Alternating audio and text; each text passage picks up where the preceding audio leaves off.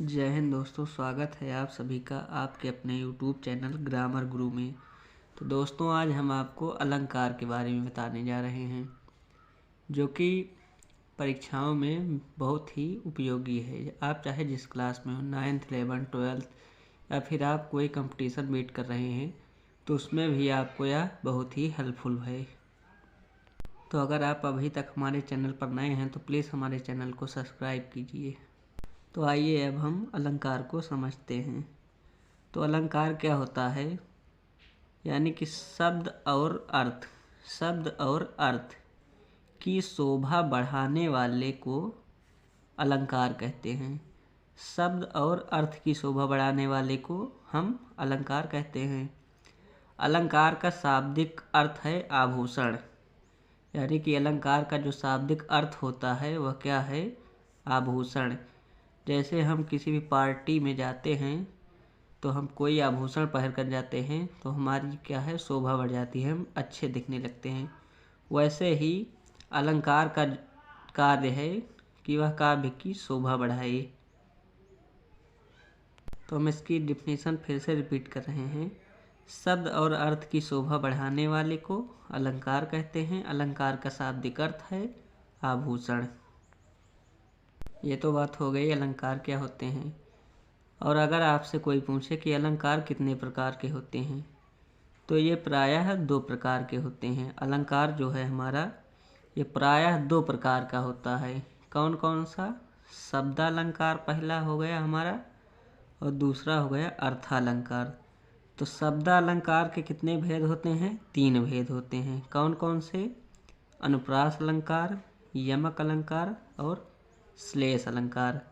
और ये जो हमारा दूसरा अर्थालंकार है, इसके भी 3 भेद होते हैं। उपमा अलंकार, रूपक अलंकार, उत्प्रेक्षा अलंकार। तो सबसे पहले हम अनुप्रास अलंकार को देख लेते हैं कि अनुप्रास अलंकार क्या होता है। तो जहाँ पर वर्णों की आवृत्ति मतलब कोई शब्द, वर्ण, अक्षर, कोई वर्ण है, अक्षर है, वो बार बार रिपीट हो रहा है, तो वहाँ पर अनुप्रास अलंकार होता है। तो हमारे कहने का मतलब है कि जहाँ पर वर्णों की आवृत्ति होती हो वहाँ अनुप्रास अलंकार होता है। कोई वर्ण, अक्षर किसी वाक्य में अगर बार बार आ रहा है, रिपीट हो रहा है, तो उससे हमें पता चल जाएगा कि यहाँ पर अनुप्रास अलंकार है। जहाँ पर वर्णों की आवृत्ति होती है वहाँ अनुप्रास अलंकार होता है। आइए अब हम कुछ एग्जाम्पल्स में आपको समझाते हैं। तो पहला एग्जाम्पल हमारा है, तरिन तनुजा तट तमाल तरवर बहु छाए। तो जहाँ पर वर्णों की आवृत्ति बार बार हो, यहाँ पर वर्ण मीन्स अक्षर, तो यहाँ पर जो ता अक्षर है, इसकी आवृत्ति यानी कि यह अक्षर इस वाक्य में बार बार आ रहा है। तरिन में ता है, तनुजा में ता है, तट में ता है, तमाल में ता है, तरवर में भी ता है। तो यानी कि इस वाक्य में ता अक्षर जो है वो बार बार रिपीट हो रहा है। तो इससे हमें क्या पता चला कि यहाँ पर अनुप्रास अलंकार है। तरिन तनुजा तत्तमाल तरवर बहुछाय, तो इसमें अनुप्रास अलंकार है।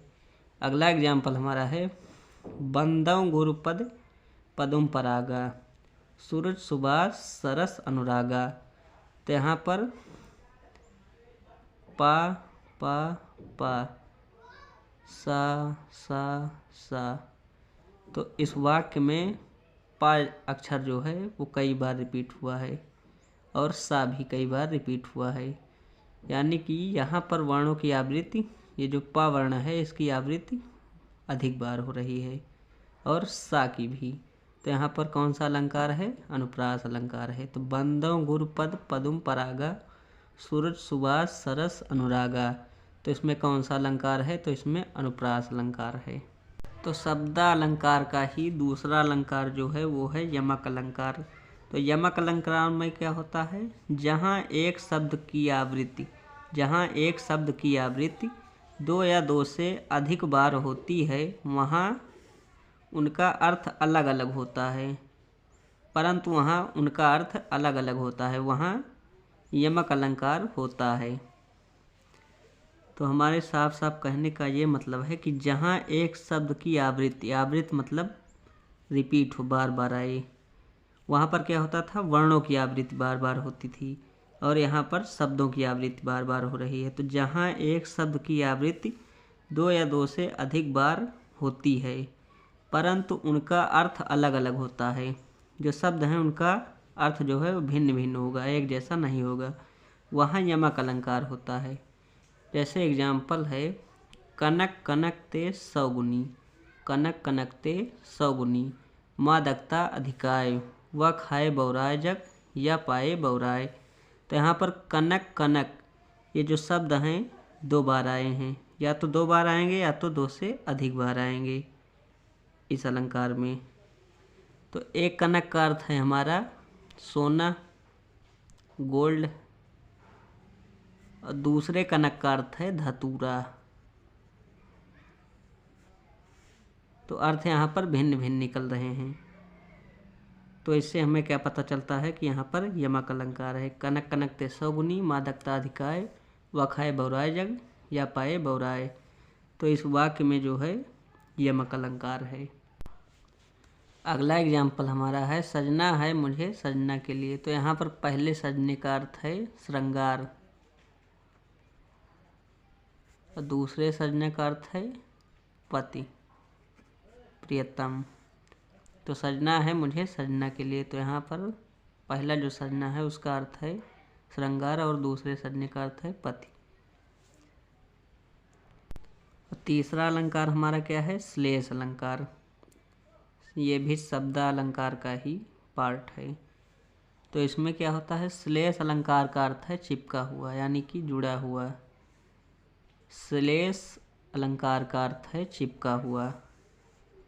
इस अलंकार में प्रयुक्त शब्द विशेष में कई अर्थ रहते हैं।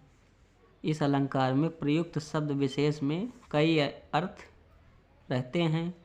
दूसरे शब्दों में कहें तो जब पंक्ति में एक ही शब्द के कई अर्थ होते हैं तब वहाँ श्लेष अलंकार होता है। कैसे, इस एग्जाम्पल को आप देखेंगे तो समझ जाएंगे।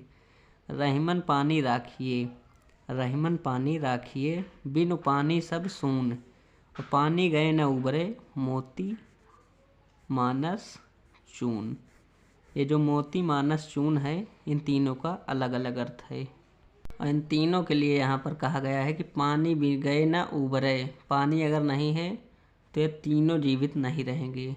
मोती मतलब मोती जो कि समुद्र में पाई जाती है, मानस मतलब मनुष्य आदमी, और जो चून है ये चूना होता है जो लोग खाते हैं।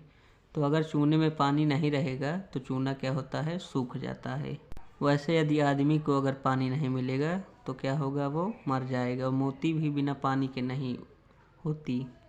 और इसकी एक सिंपल ट्रिक और भी है, जहाँ पर जिस वाक्य में आपको ये 3 शब्द, बहुत से 99% वाक्यों में जहाँ पर 3 शब्द एक ही जगह पर हों वहाँ पर क्या होता है, श्लेष अलंकार। ये तीनों चिपके हुए हैं एक जैसे।